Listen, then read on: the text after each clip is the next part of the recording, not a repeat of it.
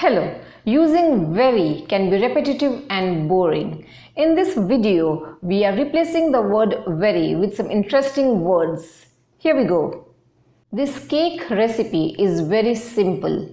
A better sentence could be, this cake recipe is basic. Instead of saying the water of the lake is very cold, you can say the water of the lake is freezing.